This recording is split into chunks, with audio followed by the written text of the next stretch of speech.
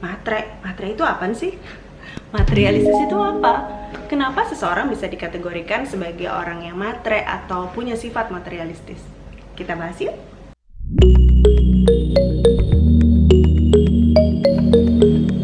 Jadi, seseorang itu bisa dikategorikan sebagai orang yang materialistis kalau dia menempatkan uang dan barang sebagai hal yang paling penting dalam hidupnya.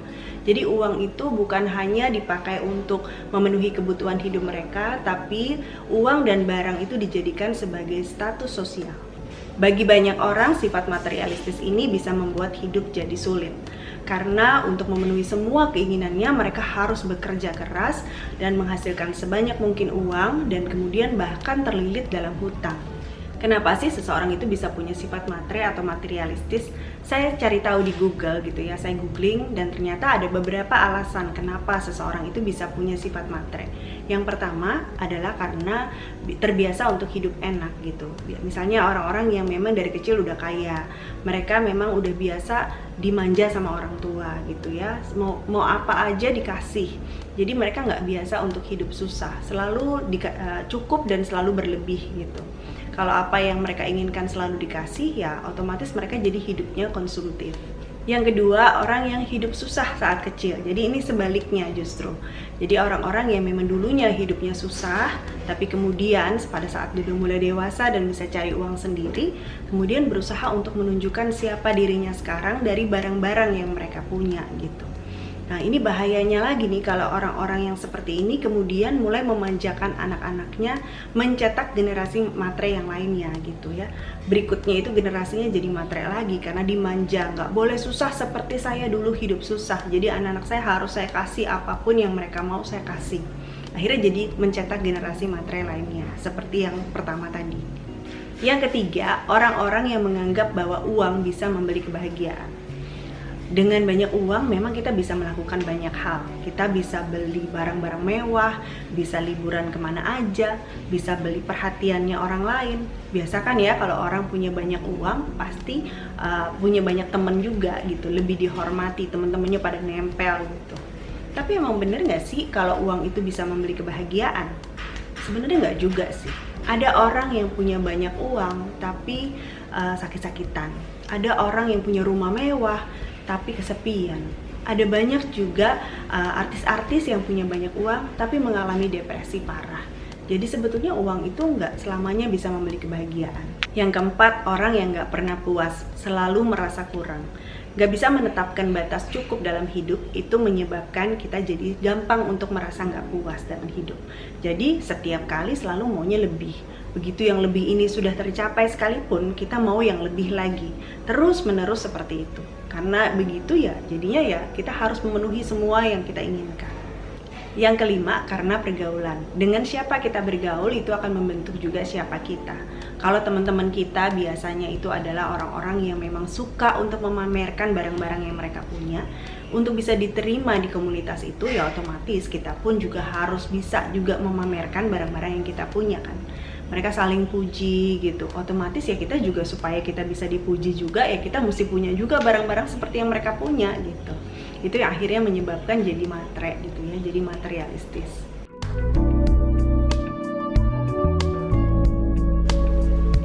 Nah, sekarang bagaimana caranya kita bisa terlepas dari sifat matre ini? Yang pertama, kita mesti ingat, nilai diri kita tidak ditentukan dari barang-barang kita. Kita mesti pisahkan identitas kita dengan barang-barang kita. Ya, barang-barang kita itu bukan simbol kesuksesan kita gitu. Kita mesti ingat gini, kalau seandainya suatu saat nanti kita meninggalkan dunia ini, kira-kira kita itu mau diingat sebagai apa?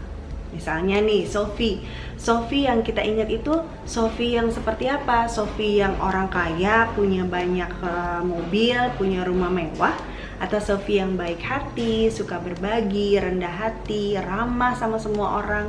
Yang mana? Yang kedua, tentukan batas cukup. Batas cukup itu artinya adalah pada titik tertentu itu kita sebetulnya tidak membutuhkan apa-apa lagi untuk membuat kita bisa lebih bahagia gitu. Kalaupun kita mendapatkan sesuatu yang lebih, itu kita anggap sebagai bonus. Nah, kita yang harus bisa menentukan batas cukupnya kita masing-masing. Kalau batas cukupnya itu nggak jelas, itu susah kita jadinya. Kalau batas cukupnya jelas kan enak, jadi kita tahu nih sampai di titik ini saya merasa bahagia, merasa cukup gitu. Kalau batas cukupnya nggak jelas, itu akan naik terus, mendapatkan ini naik lagi, mendapatkan ini mau itu lagi gitu. Jadi akan terus naik standar kehidupan yang kita anggap sebagai cukup gitu. Rasa cukup itu harus datang dari dalam diri kita, bukan dari kondisi eksternal. Berikutnya kita harus lebih banyak bersyukur. Bersyukur itu penting. Dengan kita memiliki batas cukup yang jelas, kita tahu nih bahwa sebetulnya hidup kita ini udah lebih dari cukup sih. Kita bisa lihat ada banyak orang-orang yang standar hidupnya masih jauh di bawah kita. Jadi kita mesti bersyukur. Dengan bersyukur, kita bisa lebih menikmati hidup. Yang keempat, hiduplah di masa sekarang. Jangan lagi hidup di masa lalu. Memang masa lalu itulah yang membentuk pribadi kita saat ini. Kita ada saat ini karena memang pengalaman-pengalaman yang di masa lalu itu.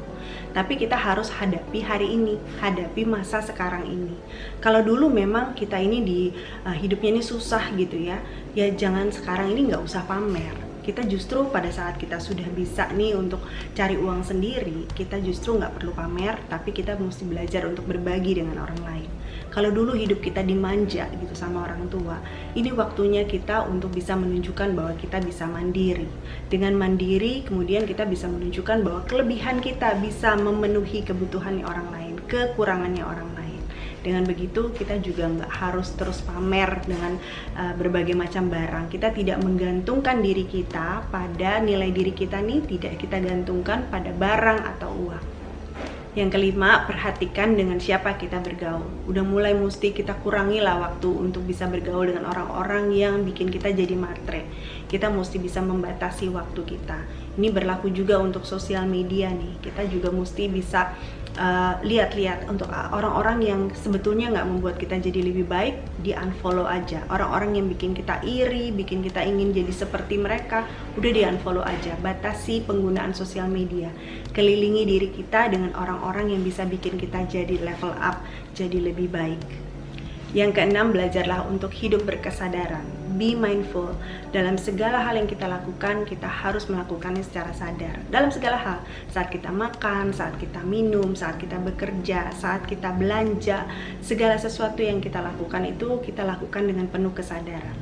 Pada saat kita mau membawa suatu barang masuk dalam hidup kita, coba kita pikirkan dulu baik-baik. Apakah benar-benar barang ini bisa memberikan value buat saya atau enggak? Apakah sebetulnya saya beli barang ini untuk kebutuhan saya, atau sebetulnya saya beli barang ini untuk pamer, untuk kasih lihat siapa diri saya? Nah, itu mesti ada saringannya. Kita mesti benar-benar mengerti kenapa kita bawa suatu barang masuk dalam hidup kita. Balik lagi tuh ke poin nomor 1 tadi. Nilai diri kita tidak ditentukan oleh barang yang kita punya. Mudah-mudahan sharing hari ini boleh bermanfaat buat kamu semua. Kalau kamu mau subscribe, kamu bisa klik foto saya yang ini. Kalau kamu mau nonton video-video yang lain, bisa nonton di sebelah sini. Thank you, saya senang banget udah bisa sharing buat kamu hari ini. Kita ketemu lagi di video-video yang lain ya. Bye!